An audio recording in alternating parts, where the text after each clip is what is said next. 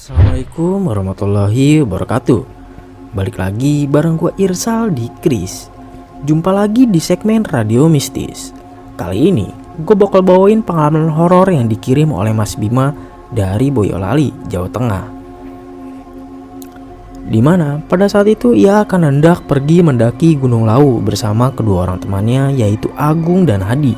Usut punya usut, Gunung Lawu ini ternyata terkenal angker. Bagaimana kelanjutan ceritanya? Tanpa basa-basi lagi, mari kita fokuskan. Tapi sebelum itu, kita intro dulu yuk. Bersembunyilah di balik selimut kalian dan pasang earphone kalian, karena cerita yang gue bawain kali ini bakal bikin bulu kuduk lo merinding. Kejadiannya ini jadi udah lama banget ya, sekitar tahun 2014 awal. Ya bisa dibilang ini cerita pendakian gunung pertama yang masuk email kami. Pada waktu itu Mas Bima baru aja lulus sekolah SMA, dan ia bersama ketiga orang sahabatnya berencana untuk hiking ke Gunung Lawu untuk merayakan kelulusan mereka. Kebetulan pada saat itu mereka memiliki hobi yang sama, yaitu mendaki gunung. Sebenarnya mereka berempat sudah sering melakukan pendakian gunung, terutama gunung-gunung yang ada di Pulau Jawa, bukan gunung yang lain ya. Kejadian mistis pun sering mereka jumpai nih. Tapi yang mau dibagiin kali ini adalah pengalaman mereka pada saat mereka melakukan pendakian Gunung Lawu. Waktu itu mereka baru aja lulus sekolah. Mereka berencana untuk melihat sunrise di puncak Gunung Lawu untuk merayakan kelulusan mereka lagi-lagi. Akhirnya mereka mempersiapkan segala sesuatunya, mulai dari bahan makanan sampai peralatan pendakian. Rencananya nih, mereka bakal berangkat dari Boyolali jam 7 pagi menuju Karanganyar dengan menggunakan angkutan umum mobil minibus. Keesokan harinya nih, jelang waktu keberangkatan, salah satu teman mereka yang bernama Anton mendadak diare dan tidak memungkinkan untuk melakukan pendakian. Lalu pada saat itu Mas Bima berkata, "Ini gimana bro, kita cuma bertiga, mau dilanjut atau enggak nih?" Lalu si Hadi menjawab, "Ya lanjutlah, emang ada apa?" Lalu Agung menambahkan, "Setauku kalau mau naik Gunung Lawu jumlah kita gak boleh ganjil." Lalu Bima menjawab, "Ya udah, walaupun jumlah kita ganjil, intinya kita harus jaga totok kromo. Insya Allah gak ada apa-apaan. Lagian itu kan cuma mitos, gak ada aturan tertulisnya." Akhirnya sekitar jam 8 pagi mereka bertiga berangkat dari Boyolali menuju Karanganyar. Sekitar jam 10 pagi mereka pun sampai di Karanganyar. Mereka mengambil jalur pendakian via Candi Ceto. Karena menurut Mas Bima, jalur via Candi Ceto ini agak landai dari jalur via Cemoro Kandang yang pernah ia lewati sebelumnya. Diperkirakan waktu pendakian sampai ke puncak hanya memakan waktu kurang lebih 12 jam. Akhirnya sekitar pukul 11 siang mereka beristirahat tuh di base camp Mbah Beranti katanya, atau pos 1. Mereka berhenti sejenak sambil memakan beberapa cemilan. Waktu itu entah gak seramai biasanya, mereka cuma bertemu sama rombongan pendaki asal Tangerang yang baru aja turun. Mereka pun sempet ngobrol tipis-tipis. "Mas, gimana di batas sana?" tanya Mas Bima ke salah seorang rombongan tersebut. "Aman mas, cuaca cukup cerah pas kami turun tadi," jawab salah seorang dari rombongan tersebut. "Oh ya udah, makasih ya infonya ya," kata Mas Bima. Siang hari itu pun mereka melanjutkan perjalanan karena mengejar waktu, dan nantinya mereka berencana akan mendirikan tenda di pos 5, pos Gupak Menjangan namanya. Karena di sana tidak ada shelter dan terdapat lahan yang luas. Mereka pun berjalan menuju pos Cemorodowo. Agung yang saat itu berjalan paling depan, Hadi di tengah, dan Mas Bima lah yang menjadi sapu jagat. Setelah sampai di pos 2 Cemorodowo, di sana cukup ramai dan belum ada kendala yang berarti. Mereka pun langsung melanjutkan perjalanan ke pos selanjutnya. Karena yaitu tadi, mereka harus sampai di sana tepat waktu. Karena bahan makanan yang dibawa juga sangat terbatas. Mereka pun terus berjalan waktu itu. Sampai tidak terasa sudah menjelang sore. Tapi tidak jelasin jam berapanya berapa. Ya mungkin sekitar jam 2 siang. Sialnya, cuaca mulai mendung waktu itu. "Woi, cepet sedikit jalannya, ini udah mendung, nanti keburu turun kabut," kata Mas Bima. Mereka pun mempercepat langkahnya, sementara jalur dari pos 2 menuju pos 3 semakin terjal. Dan tidak terasa hari pun sudah mulai gelap dan hujan mulai turun siang itu. Mereka pun sampai di pos 3 dan terpaksa berteduh di sana. "Kita berteduh di sini aja ya, aku mulai lapar nih," kata Bima sambil mengeluarkan mie instan yang ia bawa.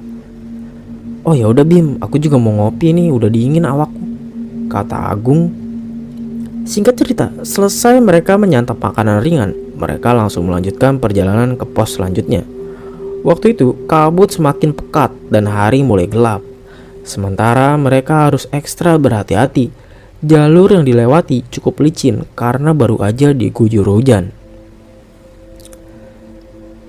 Di pertengahan perjalanan, formasinya masih sama. Agung yang berjalan paling depan, Hadi di tengah, dan pastinya Bima yang menjadi sapu jagatnya. Lagi asik-asiknya menanjak, tiba-tiba Bima yang ada di posisi paling belakang ada yang menepuk pundaknya. Lalu terdengar suara kakek tua yang memanggil.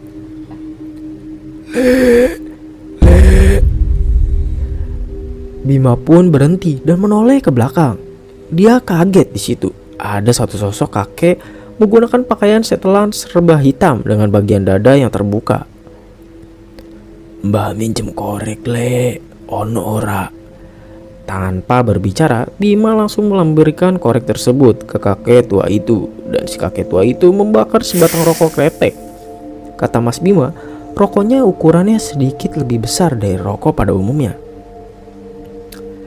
Bau asapnya pun menyerupai bau kemenyan. "Matur suwun le," kata kakek tersebut. Mas Bima tahu betul itu bukanlah manusia ataupun warga lokal. Mana ada kakek setua itu bisa mendaki gunung tanpa alat penerangan apapun dan tanpa alas kaki. Tanpa melihat wajahnya, Bima langsung menerima koreknya yang dipinjam tadi.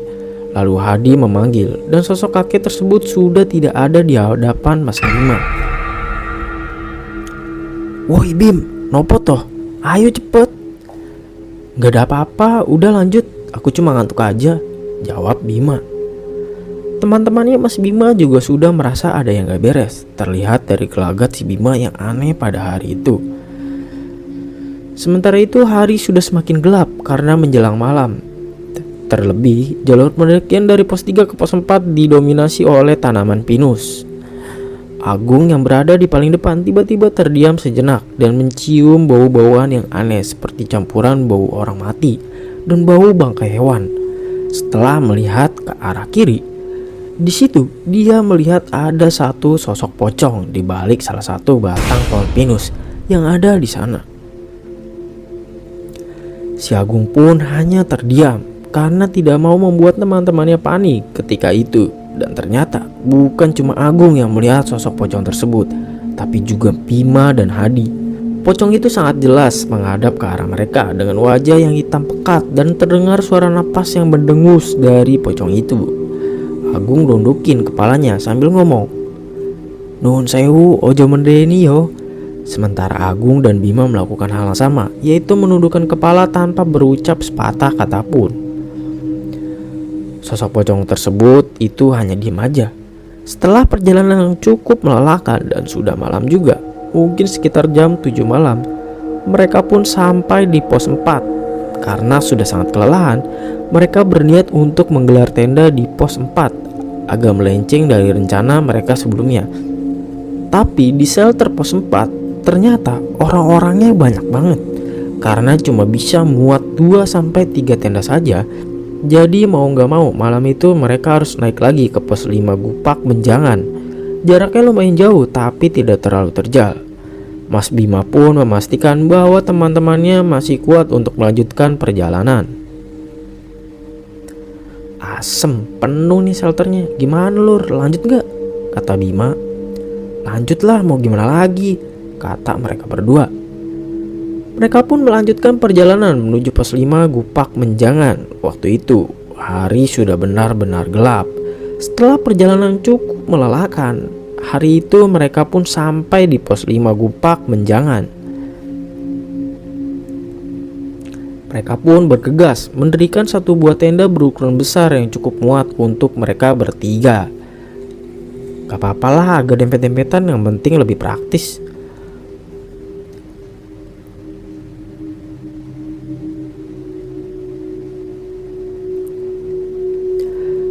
Karena mereka berencana sekitar pukul 4 pagi, mereka bertujuan agar tidak terlalu malam menuju pos pasar Dieng, agar bisa menikmati sunrise di Hargo Dumilah, puncak Gunung Lawu.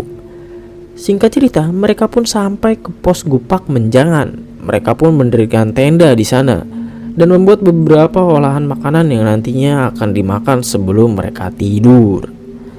Akhirnya setelah pukul 10 malam mereka selesai makan dan mereka tertidur. Dan di pukul 12 malam Bima terbangun karena mendengar suara seperti hentakan kaki. Mungkin suaranya seperti ada segerombolan pasukan serdadu. Terdengar juga aba-aba dengan menggunakan bahasa yang asing di telinganya Mas Bima. Itu tentara apa bahasa apa sih yang mereka gunakan? Kata Mas Bima.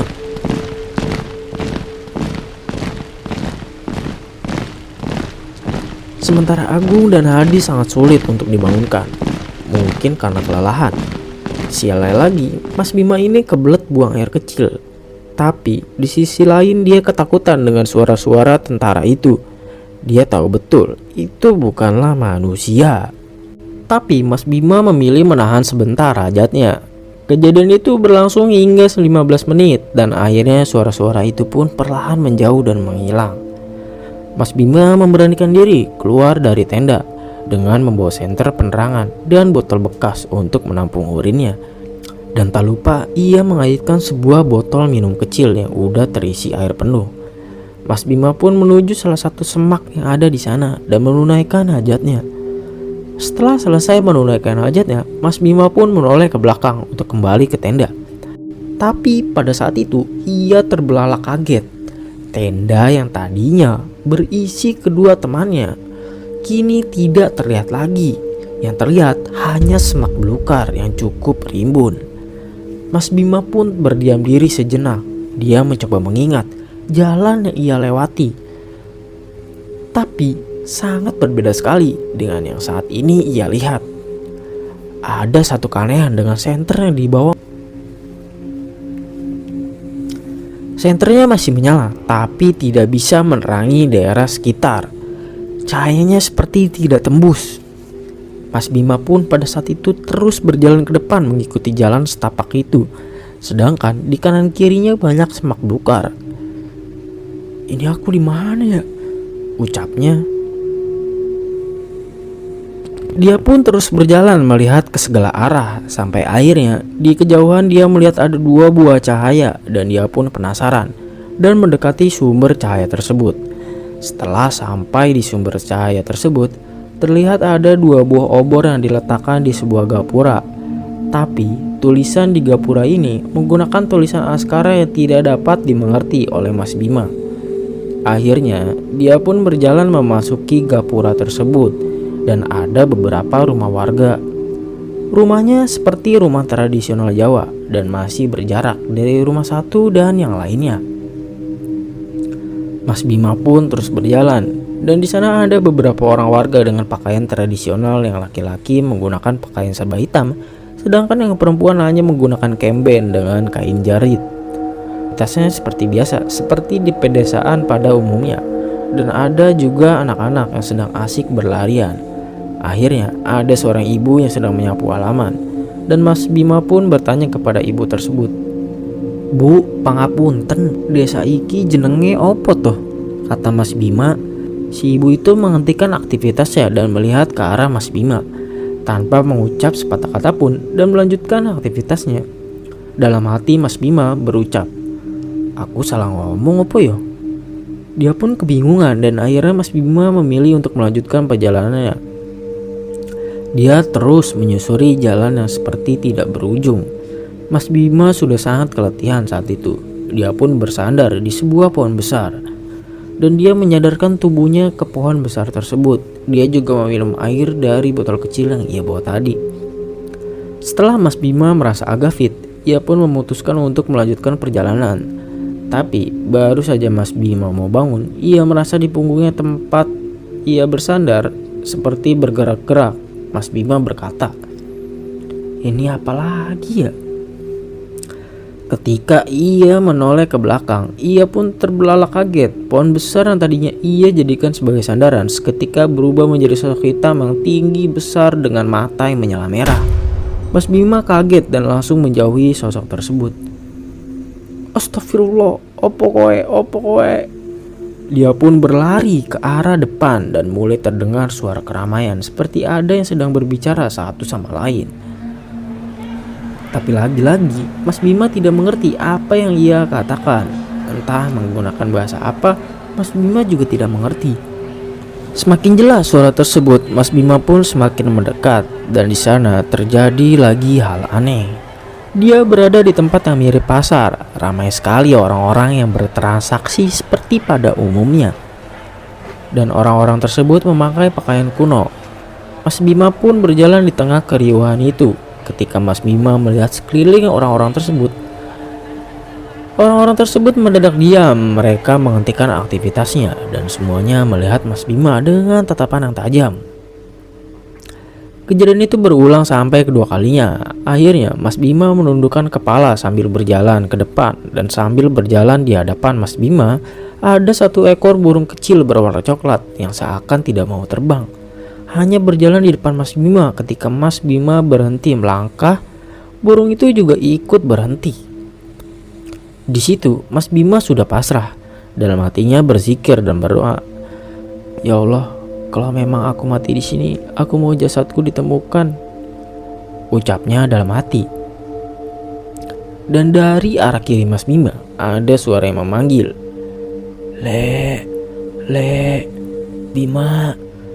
Ternyata yang memanggilnya adalah sosok kakek yang ia jumpai di jalur menuju pos Cemorodowo. "Loh, Simbah yang tadi ya? Nopo toh Mbah?" tanya Mas Bima. Lalu sosok kakek tersebut menunjuk ke arah burung tersebut dan berkata, "Nututi manu iku le, cepat le." Mas Bima menjawab, "Nggih Bah, matur suwun." Pada saat itu Mas Bima langsung mengikuti burung tersebut sampai ke daerah semak belukar, dan burung tersebut terbang melewati semak belukar. Di situ Mas Bima kaget. Ada sekitar 5 orang pendaki yang sedang menikmati keindahan alam di depan Mas Bima. Dan di sana cuaca sangat cerah seperti siang hari. Sementara ketika Mas Bima menoleh ke belakang, suasana gelap gulita seperti malam hari. Mas Bima juga agak bingung dan masih belum percaya. Ini orang apa bukan? Melihat gelagatnya Mas Bima, yakin betul ini adalah rombongan pendaki yang asli. Mas Bima dengan sisa-sisa tenaga berjalan setengah berlari mendekati mereka. Dan reaksi mereka itu kaget ketika tiba-tiba Mas Bima keluar dari salah satu semak belukar. "Loh Mas, tenang Mas, gak usah takut Mas, saya pendaki yang terpisah dari rombongan saya," kata Mas Bima. Lalu salah seorang dari mereka bertanya, "Loh, Masnya ini dari mana? Kok bisa tiba-tiba keluar dari semak belukar?" Mas Bima balik bertanya, "Ini emang di mana Mas, dan udah jam berapa?" Pendaki tersebut menjawab, "Ini di Pasar Dieng Mas, dan ini sudah jam 10 pagi." Mas Bima pun kaget bukan main, padahal di sana hanya sekitar 20 menit. "Hah? Jam 10 pagi? Kok iso yuk?" Akhirnya Mas Bima menceritakan kembali apa yang ia alami ke para pendaki tersebut. Dan ia langsung bertanya, "Ini mas-masnya dari mana dan mau kemana? Kami dari Jakarta Mas, baru mau turun. Tapi masnya kelihatan capek banget. Ini Mas, ada sepotong roti Mas, makan dulu aja ya. Baru nanti kita turun bareng-bareng ya." "Iya Mas, makasih Mas." Mas Bima sambil mengambil roti tersebut dan langsung memakannya. Singkat cerita, mereka pun turun dan tidak ada halangan apapun di perjalanan turun. Mereka bertemu dengan Hadi dan Agung yang sudah ditemani oleh 2 orang penjaga pos. Mereka terlihat panik. Dan Mas Bima memanggil mereka berdua, "Gung, Di, Rene." "Loh Bim, alhamdulillah kamu ketemu juga akhirnya. Gimana ceritanya Bim, kok malam-malam kamu hilang?" kata Agung. Wis, mulai ae. Wis ra bener Ki," kata Mas Bima dengan perasaan agak jengkel. Jadi point of view-nya Agung dan Hadi selama Mas Bima tersesat. Agung dan Hadi itu bangun sekitar jam 6 pagi dan mendapati Bima sudah tidak ada di tenda. Mereka udah kesiangan untuk menikmati sunrise. Mereka juga sempat menunggu Bima. "Gung, Bima Andi?" tanya Hadi. "Gak tahu aku Di, yaudah kita tunggu aja, mungkin dia lagi buang air kecil," kata Agung. Nah pada saat itu mereka nungguin tuh sampai kurang lebih 1 jam. Nah si Bima ini gak nongol-nongol. Akhirnya mereka berdua pun beres-beres dan langsung turun melaporkan kejadian tersebut ke penjaga yang ada di pos 3. Dan bertemulah si Bima saat mereka akan melanjutkan pencarian ke pos Pasar Dieng. Akhirnya sesampainya di bawah, rombongan Mas Bima pun terpisah dengan rombongan pendaki asal Jakarta tersebut. "Mas, makasih ya udah bantu saya tadi," kata Mas Bima. "Iya Mas, sama-sama." Mereka pun berpisah menaiki minibus yang berbeda. Akhirnya Bima, Agung dan Hadi pulang dengan selamat. Walaupun mereka agak kecewa karena tidak jadi menikmati sunrise di puncak Gunung Lawu. Oke, kurang lebih seperti itu aja cerita kiriman dari Mas Bima. Semoga bisa menghibur Sobat Mystic Hunter dimanapun berada. Tapi sebelum kita berpisah, gue mau invite lagi ke Sobat Mystic Hunter. Buat lo yang punya pengalaman mistis dan mau kita bawain di segmen Radio Mistis, lo bisa kirim lewat email yang udah gue cantumin di deskripsi. Gue Irsal, menceritakan apa yang kalian tidak percayai. Sampai jumpa lagi di segmen Radio Mistis episode selanjutnya. Wassalamualaikum warahmatullahi wabarakatuh.